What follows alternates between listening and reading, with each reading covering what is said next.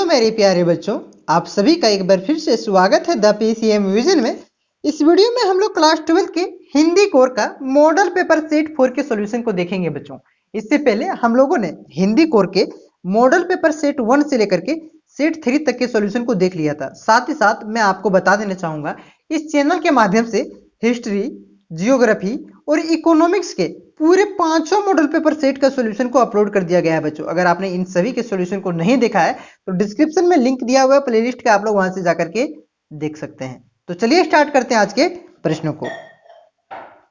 आपका कोई क्वेश्चन हो या डाउट हो या किसी प्रकार का कॉन्सेप्ट हो या बोर्ड परीक्षा, जेईई, नीट, इन सारों सवालों का जवाब आपका अपना फिलो ऐप देने जा रहा है। बता दें कि 24/7 आपको ये जवाब देगा। बस आपको 3 इजी सिंपल स्टेप फॉलो करना। सबसे पहले आपको नीचे से लिंक प्रोवाइड कर दी गई है, बस आपको मोबाइल नंबर या प्ले स्टोर से डाउनलोड करना है। उसके बाद आपको साइन अप करते ही आपको यहाँ पे क्वेश्चन पेपर को अपलोड करना है, यहाँ पे फोटो क्रॉप करके खींच के। उसके बाद आपको अपलोड करते ही 60 सेकंड के अंदर ही इंडिया के टॉप फैकल्टी से जोड़ देगा। आपके क्वेश्चन में आप कहना चाहते हैं कि बल्ब की पावर कितनी है। अगर बल्ब जो है वो 220 वोल्टेज पर ऑपरेट हो रहा है, राइट। इस बैटरी का जो वोल्टेज है वो आपको गिवन है 220।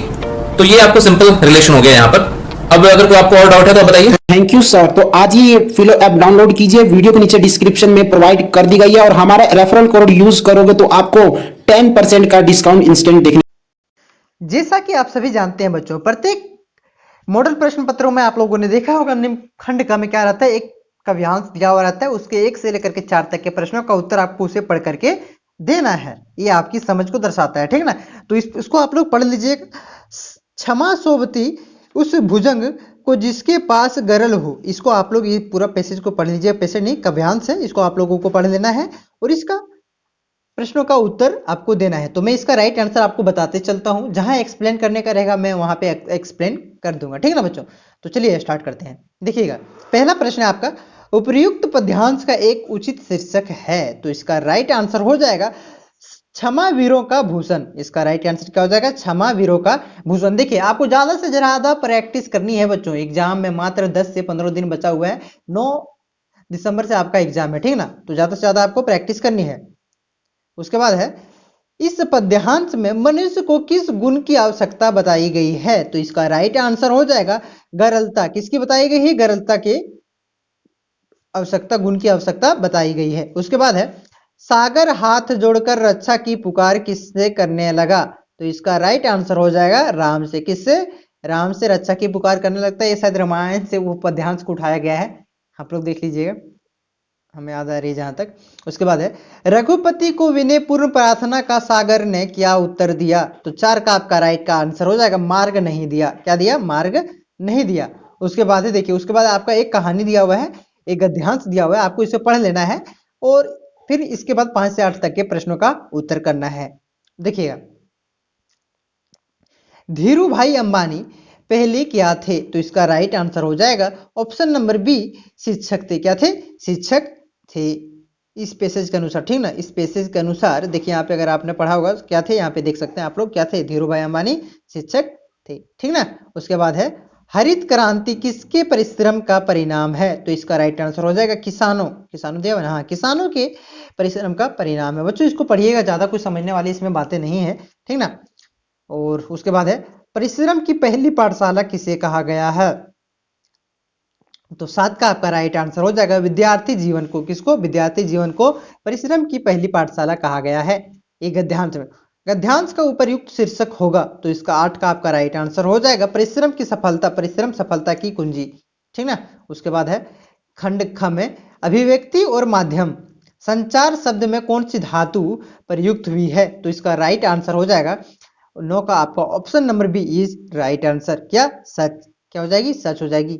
उसके बाद है, भारत में आकाशवाणी कितनी भाषाओं में कार्यक्रम, आकाशवाणी कितनी भाषाओं में कार्यक्रम प्रस्तुत करती है। तो 10 का आपका राइट आंसर हो जाएगा option number B is right answer. बच्चों कितनी?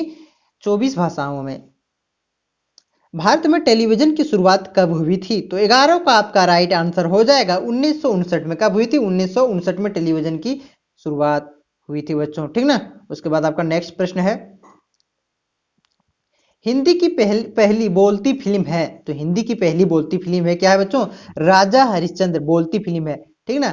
और अगर आपसे पूछ लिया जाए कि जिसमें आवाज नहीं था, आवाज उसको क्या बोलते हैं, थोड़ी सी आगे आगे आपके प्रश्न में दिखेगा, उसको वो थी आलम आरा थी। क्या थी? आलम आरा थी। बोलती फिल्म, बोलने वाला, तो इसका राइट आंसर हो जाएगा राजा हरिश्चंद्र। देखिएगा प्रिंट, हाँ। उसके बाद देखिए भारत की पहली मूक फिल्म, देखिए पहली मूक फिल्म मानी कि मूक फिल्म क्या थी?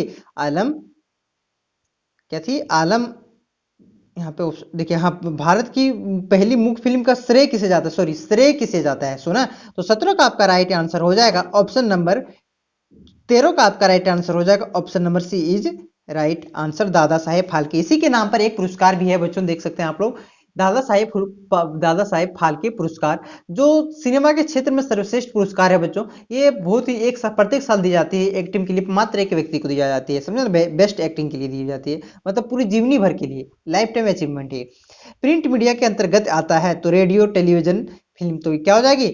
इसका राइट आंसर हो जाएगा समाचार पत्र, प्रिंट मीडिया के अंतर्गत आता है, चौक दो। उसके बाद आपका है 15, जन संचार का सबसे नया और लोकप्रिय माध्यम है, तो 15 का आपका राइट आंसर हो जाएगा इंटरनेट। क्या हो जाएगा? इंटरनेट। अभी ज्यादा है, चल रहा है ना।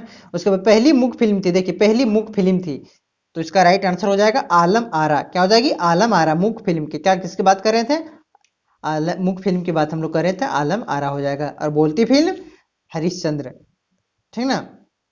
उसके बाद है भारत में पहला छापा खाना कहाँ खोला गया, ये भी पहले भी बता चुके हैं बच्चों। 17 का आपका राइट आंसर हो जाएगा ऑप्शन नंबर ये गोवा में। कहाँ? गोवा में।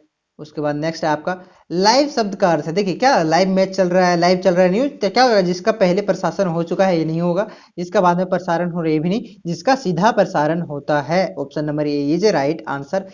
खंड ग में दिया हुआ है बच्चों, पाठ्य पुस्तक को ध्यानपूर्वक पढ़ता है, निम्नलिखित पाठ्यांश को ध्यानपूर्वक पढ़ करके प्रश्न संख्या 19 से लेकर 24 तक का सही विकल्प का चयन करना है, ठीक है ना। इसको पढ़ लेना, आपके बुक से है।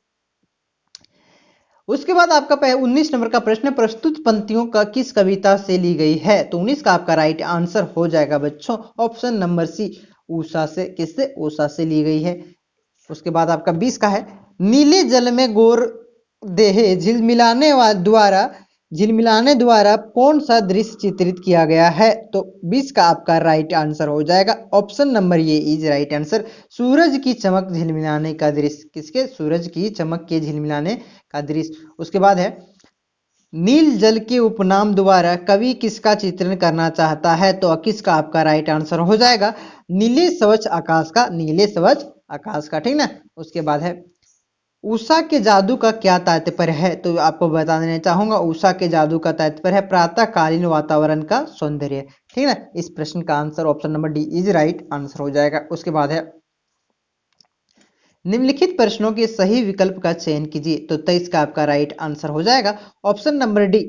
सॉरी, प्रश्न कहाँ हमने पढ़ा हुआ है ना, तो हरिवंश राय बच्चन रचित प्रसिद्ध आत्मकथा कौन सी है, तो इसका राइट आंसर हो जाएगा नीड की निर्माण फिर, नीड का निर्माण फिर, ठीक ना। उसके बाद आपका नेक्स्ट है बच्चों, यह प्रश्न शिथिल करता पद को भरता उर को विलहरता पंक्ति में उर का क्या अर्थ है, तो मैं बता देना चाहूंगा, इसका राइट आंसर हो जाएगा 24 का आपका ऑप्शन नंबर ये हृदय। क्या हो जाएगी? हृदय हो जाएगी, ठीक ना।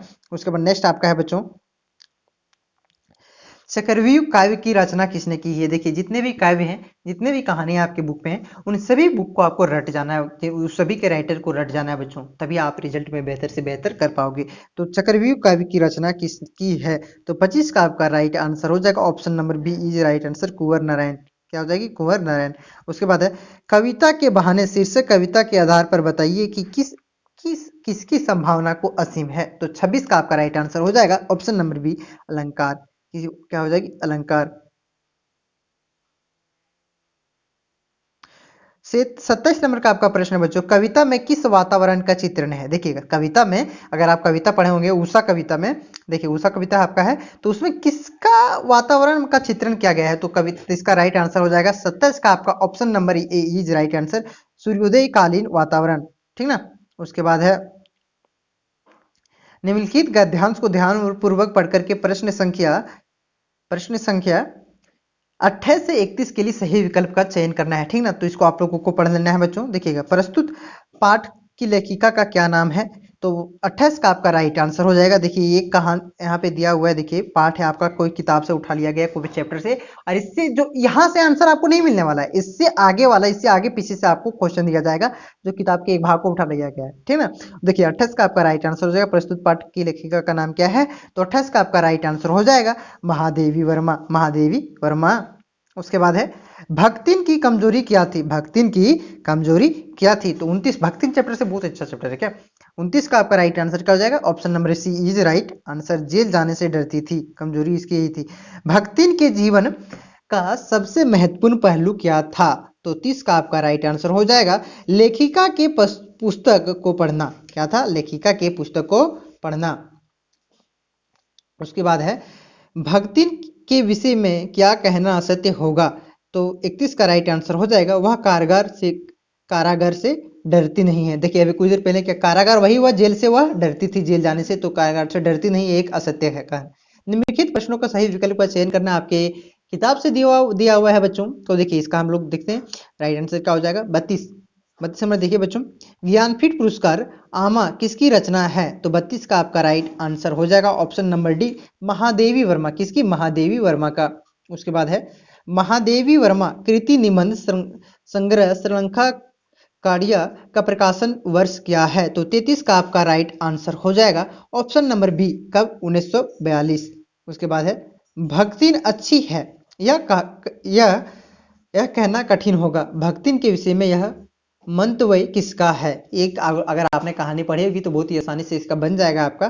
तो 34 का आपका राइट आंसर हो जाएगा लेखिका। किसका हो जाएगी? लेखिका, ठीक ना। Option number A is right answer बच्चों। उसके बाद है बाजार दर्शन किस विधाग की रचना है? तो 35 का आपका राइट आंसर हो जाएगा निबंध। क्या हो जाएगी? निबंध। Option number C is right answer बच्चों। छोटा दिख रहा है क्या? इसे बड़ा कर लेता हूं क्या। निबंधकार जैनेन्द्र कुमार के अनुसार पेशे की शक्ति में कौन सी शक्ति निहित होती है? तो इसका राइट आंसर हो जाएगा व्यंग शक्ति। क्या हो जाएगी? व्यंग शक्ति, ठीक ना। उसके बाद है सिल्वर वेंडिंग कहानी का मूल संवेदना क्या है? सिल्वर वेंडिंग कहानी की मूल संवेदना आपको पूछा जा रहा है। तो 37 का आपका राइट आंसर हो जाएगा दो पीढ़ियों की अंतराल। दो पीढ़ियों की अंतराल के बारे में बताया गया, ठीक ना। देखिए बच्चों मैं बता देना चाहूँगा ये मेरा सब्जेक्ट नहीं, इस वजह से ज़्यादा मैं एक्सप्लेन नहीं कर पा रहा हूँ। अगर मेरा सब्जेक्ट है फिजिक्स केमिस्ट्री, इसमें हमने अच्छे से डील किया हुआ है, आप लोग जाकर के देख सकते हो। हिस्ट्री को ज़्यादा डील किया हुआ है, हिंदी मैंने खासकर नहीं पढ़ा हुआ है, तो थोड़ा देखिएगा आप लोग। हिस्ट्री अगर आप देखते हैं तो अच्छी तरीके से डील कर दिया, क्योंकि वो कंपटीशन में ज़्यादा पूछे जाते हैं ना, इस वजह से। उसके बाद है अशोधरा जी का दूसरा बेटा किस परीक्षा की तैयारी कर रहा है? तो 38 का आपका राइट आंसर हो जाएगा IAS। किसका? IAS का। IAS इंडियन एडमिनिस्ट्रेटिव सर्विस, बहुत ही बड़ी जो होती है, UPSC कंडक्ट करवाता है, ठीक ना। अच्छे रैंक वालों को मिलता है। अशोधरा बाबू किस प्रकार के जीवन के पक्षधार थे? तो 39 का आपका राइट आंसर हो जाएगा सादगीपूर्ण। किसी के? सादगीपूर्ण। उसके बाद है अशोधर पंत के कितने बेटे थे? तो 40 का आपका राइट आंसर हो जाएगा ऑप्शन नंबर सी कितने? 3 बेटे थे, ठीक ना। तो अगर आप चैनल पे नहीं है तो चैनल को सब्सक्राइब कर लीजिएगा। कुछ ही देर के बाद आपका मॉडल पेपर सेट 5 का सॉल्यूशन अपलोड कर दिया जाएगा। उसके बाद हम लोग सोशियोलॉजी और फिलोसफी की ओर हम लोग चलेंगे बच्चों। तो चैनल को सब्सक्राइब करना है। पॉलिटिकल साइंस का चैप्टर नंबर 1 शीत युद्ध की ओर। शीत युद्ध की ओर का पहला जो MCQ होता है बच्चों, वो लगभग 20 से 25 MCQ है, उसको आप लोग जाकर के देख लीजिए, डिस्क्रिप्शन में लिंक दिया हुआ है। तो आज के लिए बस इतना ही।